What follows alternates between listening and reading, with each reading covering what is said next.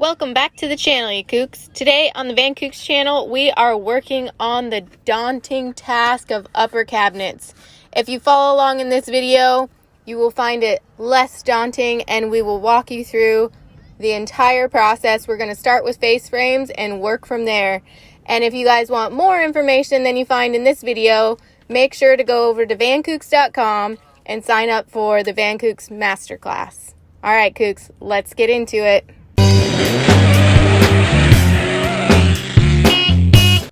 Alright, so we're working on our upper cabinets over here. These ones are going to be open, but they're going to have pretty face frames in front, so we're going to work on the face frames first, and then get our scribe from where the face frames are going to be. We're going to hang up the face frame from the top with L brackets along our beams that come across, and then we will scribe our sides. We already have a side scribed from our long wardrobe there, so we already have that side, and then all we have to get is the other side now. So let's take our measurements and let's build these face frames. Kooks. Alright, so we created a layout. Since it's going to be an open cabinet, it's going to have two frames. We measured the length, and then we measured how long we want it to drop down, and then we created a cut list. So we did those measurements, and we know we're going to have 1.5 inch face frames.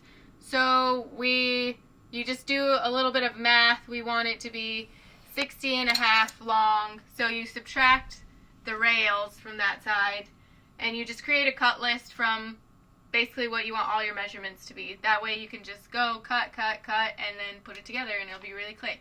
So once you have your layout and your cut list, now we're going to actually cut the boards. So we just have this Vermont maple hardwood board here, and you can get this at any hardwood store. If you don't have a table saw, you can just buy pre-cut boards like 2 inches or any thickness you need for your face frames at Home Depot or Lowe's. It's going to be a little more expensive.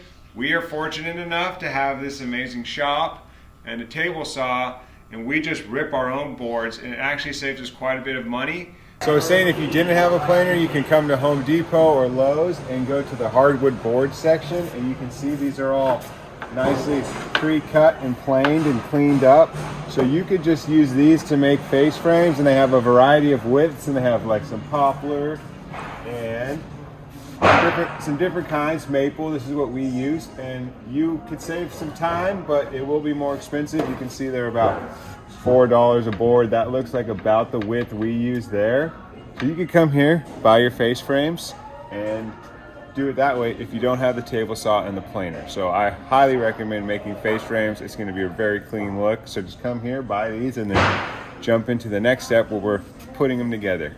So if you are buying boards, one side will be like a rough cut right off the mill saw, and the other side will be nice and straight, and it's already been pre-ripped on a table saw. So kind of eye down your board and see what side is straight. This is the straight side, so I'm going to place this side against my fence.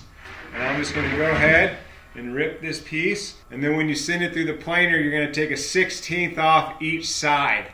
So if you got a table saw and a planer, you probably already know how to do this. But if not, that's how you're going to do it. And we're going to do it right now.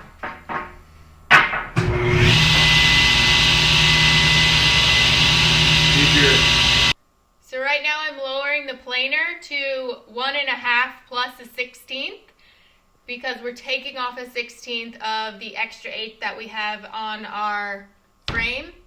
And then we will turn it over and we will take the other 1/16 off.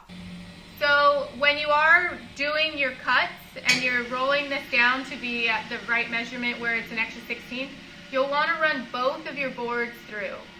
And then you'll flip them so that the grain is going the right direction again, and then you'll roll it down. You want them to be consistent, so you want them to run them through the same height of the planer, and then change it, and then run them both through. So you want to run them both through at the same height. You don't want to do one at a time and then come back to it, because you might get a variation in size.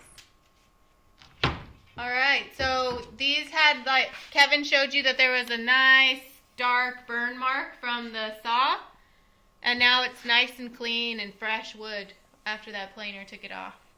now we take our cut list and our measuring tape and our pencil. So this one will be 57 and a half. So I'll write 57 and a half somewhere here, kind of measure down to where 57 and a half will be. My next cut that I can probably make on this is maybe another 57 and a half, and I'll write 57 and a half. If that doesn't fit, then I'll write 11, measure 11, and then I'll do another 11 and put 11, so that when I go to the chop saw with this, I know that the 57 and a half is what I need to cut, and then I'll cut that off, and then I'll come to my next piece of wood, and it'll have 11, and then I'll know that that's what I need to cut and measure out at the table saw, so I don't have to keep referencing my cut list. It'll just be in the place where it's probably going to be cut at. Alright, now that I have all of my pieces cut, I'm going to just check and make sure my inside piece matches, and I'm going to do that by placing it in between these two pieces. Let's get that square there, and making sure that that fits. So yes, that fits there. So this won't be there, but it'll be in the middle here, but we just want to make sure it's the right size. So you're going to be jigging your rails. So you're going to be doing one here, one here, one here, one here, and these end pieces are just going to be clean. They're just going to have screws coming at them. And what you're going to want to do is check out your wood, see which side is the pretty side that you want to go forward. So I've already done that. This has like a little rough edge on this side, so I'm going to put this side in the back. And this has a knot in it, so I'm going to put that in the back because the other side is real pretty on the front. I might change my mind on that because it's kind of rough on the back. But then you're just going to mark like a line where the jig goes so that you know that that's your inside piece. And then your stile that goes down the center that separates the cabinets, you're going to have a jig on top and bottom of those for those to go in at your rails.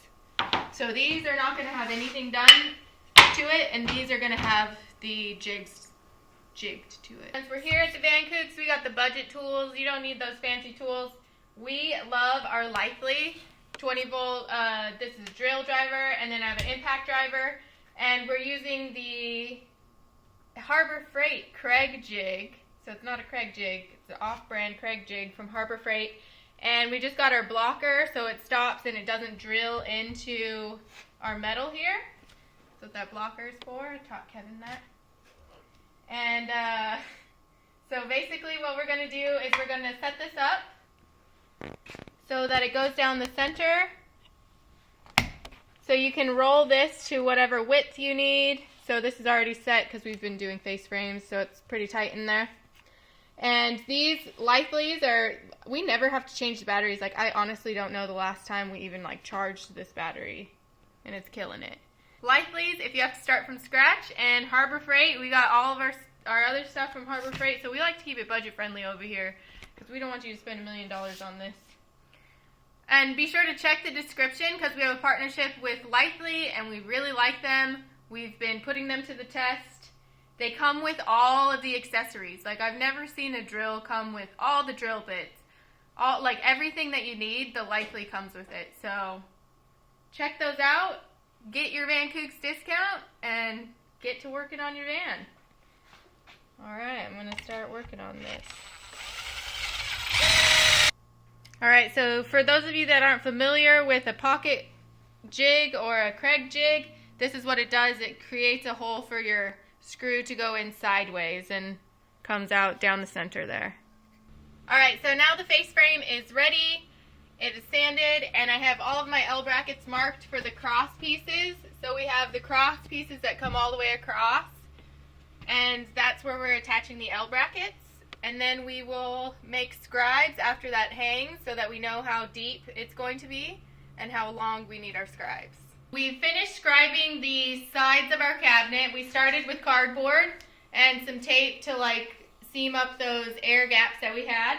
And then we drew those on some hard stock. These are what they have at the hardwood store in between the deliveries. So you can ask for these and they're usually free. And that gives you just a nice firm, it's way better than checking with your tape and it moving around. So we draw it on that and then we check it, and then once it's perfect, we put it on our actual piece. And then we put that in there and we make sure everything is square. And then we get our long bottom piece and we put that underneath. And because we haven't installed these yet, we can get in there and draw a line, draw a scribe on the back, and then cut that. And then once we get that in there, then we can cut off the front. So this is our scribe going rounding the back of the van. And then we get that perfect and we put that in there, and then we draw our line, our straight line, and we cut this off, and then we have a perfect back. So I just used the table saw and I ripped a nice nailer for our base of our cabinet here. And it's just a little 3/4 inch, some of our 1/2 inch scrap. And we're going to use this, we're going to put it to the front bottom of the cabinets. And we're going to nail the bottom up into this. And it's going to hold it in place, and we'll kind of show you how we do that, but you're going to need to cut some nailers. So we got our face frames up, and now we're going to put the bottom on, so we need to make some nailers to go in between here for our face frame, or for our bottom to go up to. Okay, so we're going to use a 1/4 round as our nailer to hold the cabinets up on the bottom. And what we're going to use is, I got this hardwood, this is Vermont maple. And I got my router here, and I just got my 1/4 round bit in here.